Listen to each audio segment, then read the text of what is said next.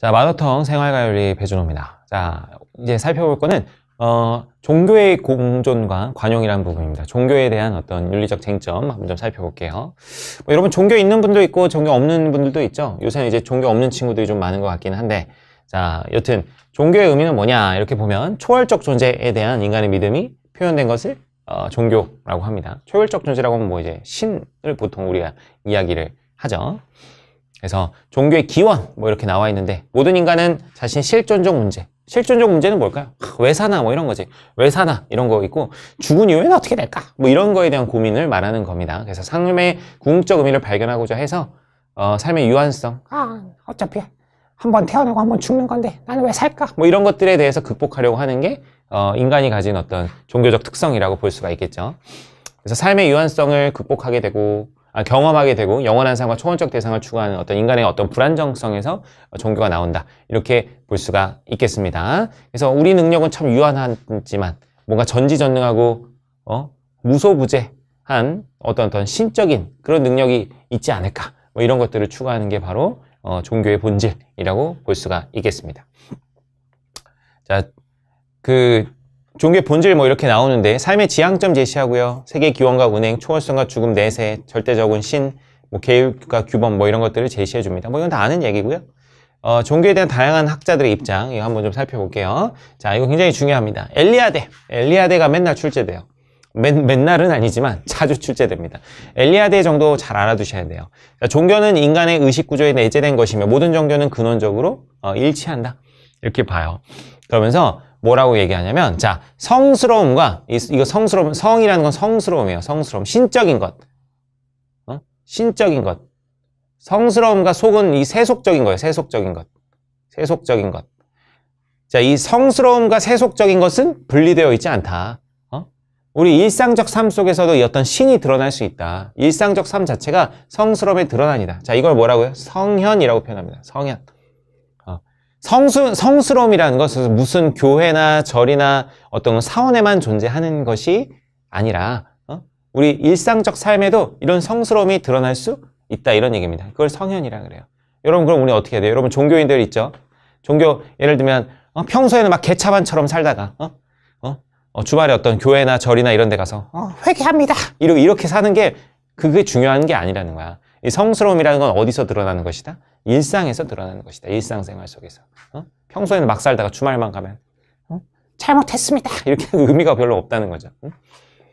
그리고 이제 심지어 비종교적인 인간도 우리가 의식하고 있지 않지만 결혼이나 아기 탄생, 어떤 새 지위 획득, 사회적 진출, 어떤 우리가 겪는 사회적 의례들에서 그런 어떤 종교적인 것들을 유지하고 있다고 합니다. 이게 엘리아데 핵심은 뭐라고요, 여러분? 성현입니다. 성현. 그런데 뭐 문제 푸실 때는 역시 독해형으로 꼼꼼하게 풀어주시면 됩니다. 독해형으로 풀어주시면 되고요. 자, 마르크스는 뭐라 그러냐면, 마르크스는 뭐 사실 출제된 적은, 이 종교윤리와 관련해서 출제된 적은 없는데, 마르크스는 주로 직업윤리와 분배정의에서 출제가 되죠. 그래도 뭐라고 하는지 한번 볼게요. 이건 근데 마르크스의 아주 유명한 말이니까 약간 여러분 교양으로서 좀 알아두시면 좋습니다. 자, 종교가 인간을 만드는 것이 아니라 인간이 종교를 만드는 것이다. 종교는 아직 그 자신을 발견하지 못하거나 자신을 상실한 삶의 자의식이다, 이렇게 얘기하는데, 뭐 종교에 대해서 되게 비판적이에요. 그러면서 뭐라고 하냐면, 종교는 인민의 아편이다, 이렇게 얘기해요. 종교는 인민의 아편이다. 아편이 뭐야, 여러분? 아편. 마약이지, 마약. 응? 근데 이게 사람들이 부정적으로 주로 해석을 하거든요. 종교라는 건 마약과 같다. 근데 사실 마르크스는 꼭 부정적으로 얘기한 건 아니에요. 두 가지 의미가 다 있습니다. 현재의 삶이 너무 살기 괴로운 사람들, 그런 사람들에게는 뭐야, 아편도 필요해, 안 필요해? 필요할 수도 있다는 거야. 이 현실의 괴로움을 잠깐 잊게 해주는 그런 역할을 한다. 이 측면이 하나가 있어요. 그래서 긍정적인 측면도 있어요. 그렇지만 어쨌든 그 아편에 중독이 되면 이 현실을 극복할 만한 어떤 에너지는 생겨, 안 생겨? 안 생겨. 아편에 그냥 의존하게 되고 거의 뭐 약간 도피하면서, 정신적으로 약간 도피하면서 살게 되죠. 그래서 이 아편이라는, 종교가 인민의 아편이다라고 얘기하는 건 이 두 가지 측면을 다 마르크스가 이야기하고 있는 겁니다. 현실의 괴로움을 잊게 해주는 한편, 현실을 어떤 실제적으로 바꿔낼 수 있는 힘은 상실하게 되는 그런 것이다 라고 보는 거죠. 마르크스의 이야기. 뭐 그냥 참고로 하나 더 해볼까요? 프로이트라는 사람도 있습니다, 여러분. 프로이트의 종교관. 자, 프로이트는 뭐라 그러냐면, 자, 인간은 불완전해요. 인간은 뭐하다? 인간은 불완전. 인간은 불완전해. 그래서 늘 누군가에게 의존하고 싶어요. 자, 인간은 불완전해. 자, 예를 들면 여러분, 우리는 어릴 때 누구에게 의존합니까? 어릴 때는 부모에게 의존합니다. 인간은 어렸을 때는 늘 부모에게 의존해. 우리 아빠, 우리 엄마에게 이제 의존하면서 이렇게 우리 아빠는 완전한 존재야. 이렇게 생각하는데 청소년기만 지나도 어때요? 우리 부모가 되게 불완전한 존재구나. 나랑 똑같이 인간이구나. 우리 부모도 불완전하다. 그래서 더 이상 기댈 수 있어, 없어? 기댈 수가 없지, 부모에게. 그래서 인간은 불완전하기 때문에 뭔가 기댈 대상을 찾는다는 거예요. 기댈 대상. 기댈 대상이 필요해요. 프로이트의 종교관입니다. 자, 인간은 기댈 대상이 필요해. 어렸을 때는 부모에게 기대는데 크니까 부모가 불완전하다는 걸 깨닫게 돼요. 아니, 우리 부모도 나랑 똑같구나. 그래가지고 내가 기댈 수 있는 완전한 존재를 꿈꾸게 됩니다. 그게 바로 뭐라는 거야? 신이라는 거죠. 그래서 완전한 존재인 신을 만들어낸다는 거야. 완전한 존재인. 그래서 뭐를 만든다? 신을 창조해낸다. 자, 인간은 불완전하기 때문에 기댈 대상이 필요해요. 그래서 뭘 만들어낸다고? 완전한 존재인 신을 창조해낸다. 라는 거예요. 그래서 신이 인간을 만든 게 아니라, 자, 프로이트의 입장에서는 그건 뭐야? 신이 인간을 만든 게 아니라 누가 신을 만들었어? 인간이 신을 만든 거야. 자, 프로이트는 신을 긍정적으로 볼까요? 부정적으로 볼까요? 딱 봐도 어때요? 부정적으로 보이죠. 인간은 스스로 성숙해져야 되는데 자꾸 신에게 기대려고 하니까 성숙해진다는 건 안 성숙해진다는 거야. 계속 미숙한 상태로 머무르게 된다는 겁니다. 이게 프로이트의 입장입니다. 프로이트는 이제 우리 심리학자, 정신분석학자로 유명한 사람이죠. 그렇구나 해주시면 됩니다. 자, 다음 밑으로 넘어가면 종교 간의 갈등 해결 방안 뭐 이렇게 나와 있는데 여기도 외울 건 전혀 없습니다. 종교 간에 그냥 잘 공존하면 되겠죠. 그냥 그런 얘기 하는 거예요. 종교 간에 잘 공존하자. 갈등이 생기는 건 뭐다? 서로 배타적인 태도, 서로 무지와 편견 때문이다. 그럼 이런 거 잘 극복을 해야겠죠. 그래서 관용적인 태도를 가지고 대화하고 협력하자. 뻔한 얘기입니다. 학자들의 입장, 외우실 거 없습니다. 그냥 그렇구나 하시면 돼요. 퀸이라는 사람은 종교 간 대화가 있어야 된다. 뮬러, 하나만 종교만 아는 사람은 아무 종교도 모르는 사람이다. 자, 원효 스님은 우리가 너무 많이 봤다. 우리 언제 봤냐면 이제 여러분 중고등학교 거쳐오면서 많이 봤던 사람이죠. 해골물 마셨던 원효 스님. 일체유심조, 모든 건 마음에 담겨 있구나. 자, 그래서 하나의 마음을 바탕으로 화쟁, 조화로울 수 있다는 거예요. 화쟁이 강조하는 건 조화예요, 조화. 모든 어떤 사상들은 하나의 마음에서 나온다. 그걸 바탕으로 우리는 뭐 할 수 있다? 조화로울 수 있다. 그래서 불교 종파들의 조화를 추구하는 원효 스님의 이야기였습니다. 그래서 종교에 대해서, 갈등에 대해서 극복하자고 하는 이런 모습들도 있구나라고 보시면 됩니다.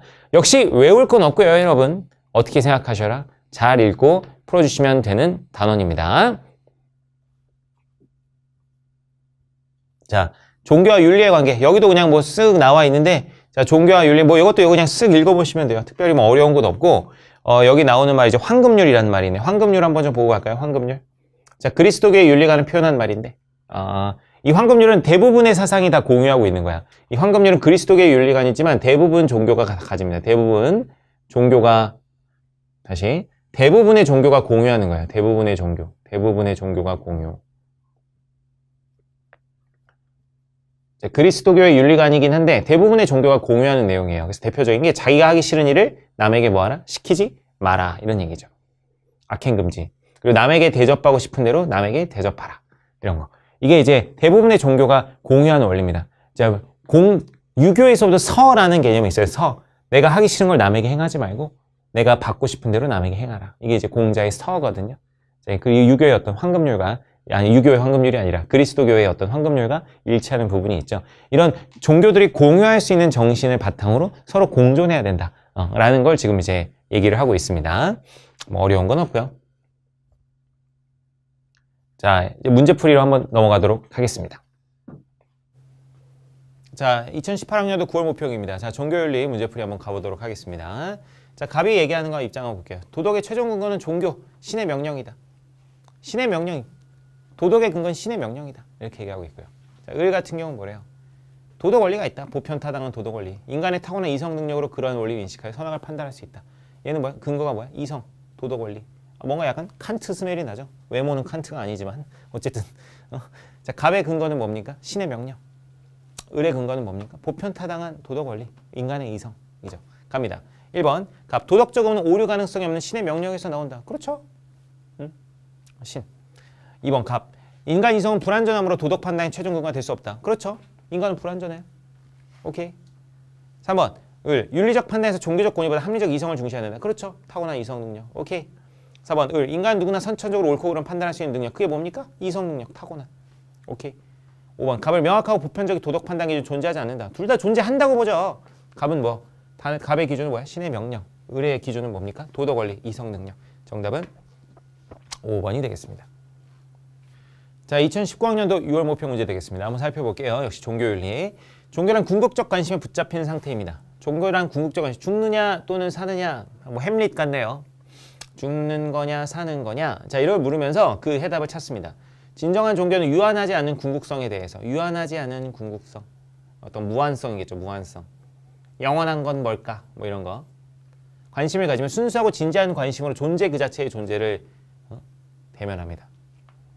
어려운 말이다. 일단 쭉 읽어보자. 이때 궁극적 관심은 절대성을 띠지만 그 관심의 개별적 표현은 다양한 종교에서 서로 다른 방식으로 드러납니다. 어떤 이런 무한성을 추구하는 어떤 표현들, 다양한 방식으로 나타난대요. 종교는 유한한 실체를 하나의 신으로 만들면 안 됩니다. 그렇게 만든 신은 우상이 되기 때문입니다. 우상이라는 것은 뭐야? 이렇게 실제적인 게 아니라 우리가 현실을 못 보게 만드는 편견과 선입견이 될 수 있다는 거죠. 자, 기억. 종교는 삶과 죽음의 의미를 묻고 답하는 것이다. 그죠? 죽느냐 사느냐를 묻는다. 오케이. 진정한 종교는 유한한 실체를 무한한 존재로 만든다. 야, 그럼 된대 안 된대. 종교는 유한한 실체를 하나의 신으로 만들면 안 된다. 이 무한한 존재 뭐야? 신이잖아, 신. 유한한 실체를 신으로 만들면 된대 안 된대. 안 된다. 이거 종교는 모든 존재의 근원으로서의 존재와의 만남이다. 자, 종교라는 것은 존재 그 자체로서의 존재를 대면합니다. 모든 존재의 근원으로서의 존재. 신과의 만남이다. 종교적 관심은 절대성을 갖지만 종교적 표현은 다양하다. 자, 궁극적 관심은 절대성을 띠지만 그 관심의 표현은 서로 다른 방식 다양하다.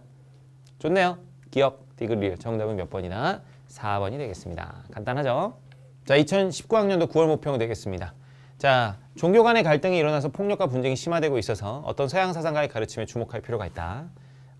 관용의 정신이 되게 중요하다고 그래요. 관용의 정신이 참된 종교를 구별하는 가장 분명한 기준이다. 참된 종교는 내적 확신에 기초하는데 폭력과 같은 외부의 힘으로 강제하는 건 인간 이성에도 어긋난다. 종교의 사명은 물론. 그래서 종교 간의 갈등 문제 해결하기 위해서 관용이 필요하다 이런 얘기 하겠죠. 너무 쉽다. 1번 정치와 종교의 분리가 불필요하다. 그런 얘기 아니죠. 영혼의 내적 확신이 구원과 무관하다. 아니 뭐 갑자기 이런 얘기는 아니죠. 종교적 박해. 이런 박해가 뭡니까? 박해는 탄압하는 겁니다. 탄압. 여러분 박해랑 박해 구분하셔야 돼요. 박해는 인류애를 말하는 거. 박해는 인류애. 박해는 인류애를 말하는 거고 박해는 뭐야? 박해는 탄압하는 거예요. 친구들 가끔 헷갈려 하더라고. 선생님, 프랑스 혁명 때 박해 이런 걸 강조하지 않았나요? 아, 박해가 아니라 박해예요, 박해. 박해는 인류애, 박해는 탄압하는 거. 오케이? 이런 거 헷갈리시면 안 됩니다. 그래서 종교적 탄압은 불합리함으로 부당하다. 좋네. 자, 관용해야 된다 그러잖아. 그래서 종교적으로 탄압하면 돼요, 안 돼요? 안 된다. 관용을 허용하지 않는 종교도 참된 종교 아니 관용을 허용해야 된다 그러죠. 종교적 불관용만이 이성에 부합한다. 말도 안 되지. 관용해야 된다는 거죠. 정답은 3번 되겠습니다. 자, 2019학년도 수능 문제 한번 살펴보도록 하겠습니다. 자, 종교적 인간은 자, 요거는 지문이 약간 까다로워 보이니까 좀 한번 찬찬히 보겠습니다. 종교적 인간은 뭔가 거룩한 존재가 있다는 사실을 믿게 된다. 탄생, 결혼, 죽음 같은 사건을 거룩한 존재는 뭐겠어요, 여러분? 신이겠죠. 뭔가 신이 있다는 게 믿게 된다. 그 존재는 이 세계 안에 스스로 현현은 드러난다는 거야. 드러남. 자, 신은 이 세계 안에 스스로 드러나면 이 세계를 성스럽게 만든다는 거죠. 성스럽게 만든다. 그러나 세속적 인간은 자, 종교적 인간과 세속적 인간 좀 구분해 볼 수 있겠네요. 종교적 인간은 뭔가 신적인 것을 따르는 사람이고 세속적 인간은 그런 신적인 걸 따르지 않는 사람이겠죠. 자신만을 역사의 주체로 생각하며 초월적 존재, 신이죠. 신을 향한 모든 호소를 거절한다. 신은 없어! 뭐 이렇게 얘기한다는 거겠죠. 그들에게 거룩한 존재는 인간의 자유에 대한 장애물일 따릅니다. 신은 우리 인간에게 장애물일 뿐이야. 이렇게 얘기하는 게 이제 세속적 인간이겠죠. 그럼에도 세속적 인간은 스스로 깨닫지 못하고 있을 때조차 종교적으로 행동한다. 세속적 인간도 뭐 결혼도 하고 어떤 죽음을 이르렀을 때 장례도 치르고 이렇게 하겠죠. 탄생, 결혼, 죽음을 기린 어떤 의식이 세속화되긴 했지만 그래서 사람들이 그 의미를 잘 알 수는 없지만 거기든 계속해서 뭐가 있다? 종교적 현상이 나타난다. 어떤 그 신적인 존재를 상정하고 그런 의식들이 치러지고 있다라는 얘기죠. 자, 하여튼 이런 얘기를 쭉 하고 있습니다. 이게 역시 엘리아드의 얘기죠. 엘리아드. 엘리아드의 성현에 대한 이야기입니다. 엘리아드. 자, 1번. 엘리아드는 거 모르셔도 그냥 여러분 읽고 풀어주시면 됩니다. 종교적 인간은 스스로 성스럽게 드러나는 거룩한 존재. 스스로 성스럽게 드러나는 거룩한 존재 뭐야? 신을 믿는다. 오케이. 거룩한 존재가 있다면 믿게 된다. 2번. 종교적 인간은 성스러운 것과 세속적인 것의 분리를 지향한다. 자, 신은 이 세계 안에 스스로 드러나요. 세계를 성화시켜. 그래서 아까 뭐라 그랬어? 성현이라 그랬죠. 뭐라고요? 성현. 성스러움이 세속에 드러나는 거야. 자, 그래서 성스러운 것과 세속적인 것의 분리가 아니라 조화를 지향하는 거죠. 조화. 성스러움이 세속 안에 드러나는 겁니다. 정답은 2번이 되겠네요. 3번. 종교의식과 무관한 세속적 일상 의례에도 신성성이 깃들어져 있다.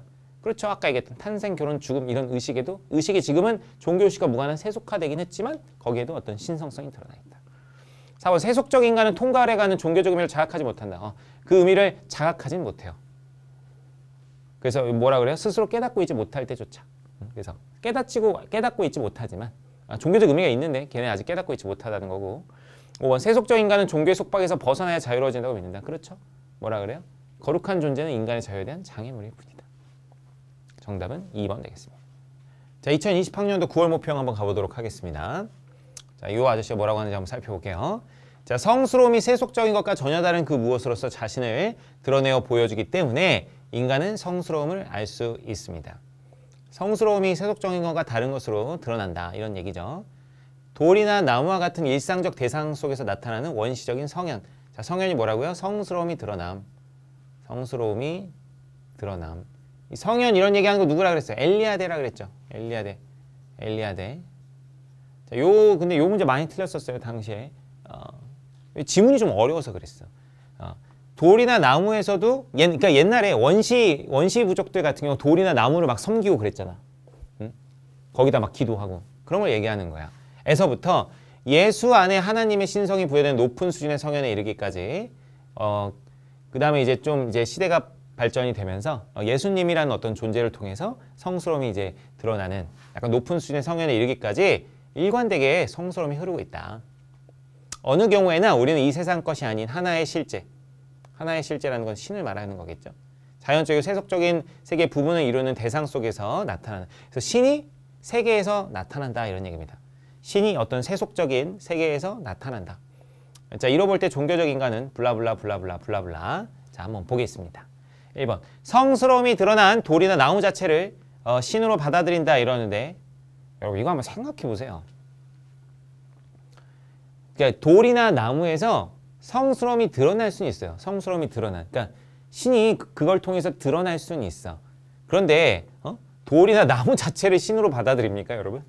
그러니까 돌이나 나무를 통해서 어떤 성스러움 신이 자기 등장할 수는 있는데 그건 하나의 표현일 뿐이지 돌이나 나무 자체가 신이야? 돌이나 나무를 지금 섬기려는 거야? 그런 얘기 아니잖아. 그래서 돌이나 나무 자체를 신으로 받아들이자는 얘기는 아닙니다. 그래서 정답은 1번. 2번. 성스러움과 세속적인 것이 단절되어 있지 않다. 그렇죠? 조화를 이루고 있습니다. 그래서 단절되어 있지 않죠. 그래서 이건 맞는 이야기. 3번. 세속의 세계 안에서 성현을 체험하며 그에 따라 살고자 한다. 좋습니다. 종교적 인간은. 4번. 세속적 삶에서 언제든지 성스러움이 드러나서 성현, 엘리아드 핵심 개념보다 성현, 성스러움은 이 세속에서 드러날 수 있다. 5번. 세속의 세계를 성스럽게 만드는 거룩한 존재. 그게 뭡니까? 신이죠. 신이 있다고 믿습니다. 자, 그냥 지문을 여러분 꼼꼼히 잘 봐주셔야 합니다. 이거 다시 한번 볼게요. 돌이나 나무에서 그러니까 성스러움이 드러나기는 해요. 그렇지? 거기 성스러움이 흐르는 건데 지금 우리가 돌이나 나무를 섬기자는 겁니까? 이 사람 얘기가? 그 얘기 아니잖아. 돌이나 나무에서 신을 느낄 수 있다는 것이지 우리가. 그래서 돌이나 나무 자체를 신으로 받아들이는 게 아니라 그것을 통해서 신을 느끼는 겁니다. 신의 드러남, 성스러움을 느끼는 것이고요. 정답은 1번 되겠습니다. 자, 2020학년도 수능 문제 한번 살펴보겠습니다. 자, 우리가 관심을 가지는 건 거룩한 것의 총체이다. 거룩한 것 뭐 신이겠죠? 종교의 역사는 성현으로, 성현 얘기하는 거 보니까 또 뭐 엘리아드겠지. 성스러움이 드러남, 엘리아드. 종교적 인간은 우리의 세상에 속하지 않은 어떤 실체가 신, 자연의 대상 속에서 현현, 드러난다. 드러남, 자연에서 드러나는 사건에 마주할 때 예컨대 한 그루 나무를 우주적 생명의 이미지로 접할 때 최고의 정신성에 도달하게 된다. 이와 달리 비종교적 인간은 비종교적, 종교를 따르지 않는 거죠. 세속적 인간이죠. 세속적 인간은 초월을 거부하는 인간 실존의 탈신성화 과정의 결과이다. 신에게서 벗어나려고 하는 그 결과이다. 이런 얘기를 하고 있습니다. 1번 적절한 거네요. 비종교적 인간도 세계를 성의 드러남으로 인정한다. 아니 탈신성화. 초월을 거부. 신을 거부하는 거야. 비종교적 인간은. 그래서 세계를 성, 신의 드러남으로 보지 않죠. 2번 성이 현현되는 이 세계는 초월적 존재 그 자체이다. 이렇게 이야기를 하는데 이것은 성이 현현되는 이 세계는 초월적 존재. 이 신 그 자체이다 그러는데 신 그 자체라는 얘기가 아니라 신이 이 세계에서 드러난다는 것이지 이 세계 자체가 신이다. 이렇게 이야기하는 것은 아닙니다. 이것은 뭐 굳이 따지면은 뭐 윤사 배우는 친구들은 알겠지만 그 스피노자의 범신론적 입장에 가까운 거예요. 그래서 이거 틀렸다. 3번 인간은 체험이 아니라 상상을 통해서 성을 만나게 된다 그러는데 성스러움이 현실에서 드러나기 때문에 체험을 통해서 만나게 되는 겁니다. 현실에서 성스러움이 드러난다고 얘기하는 거죠. 4번 어떤 인간도 현실의 삶 속에서 최고의 정신성에 도달할 수 없다 이렇게 얘기하는데 여기 뭐래요? 최고의 정신성에 도달하게 된다. 어떤 인간이? 종교적 인간은 도달할 수 있습니다. 종교적 인간은 최고의 정신성에 도달하게 된다. 종교를 통해서. 5번 인간이 성을 알 수 있는 것은 자연물의 성이 드러나기 때문이다. 자연물의 성이 드러난다. 이걸 뭐라고 한다고? 성현이라고 한다고. 성현. 정답은 5번이 되겠습니다.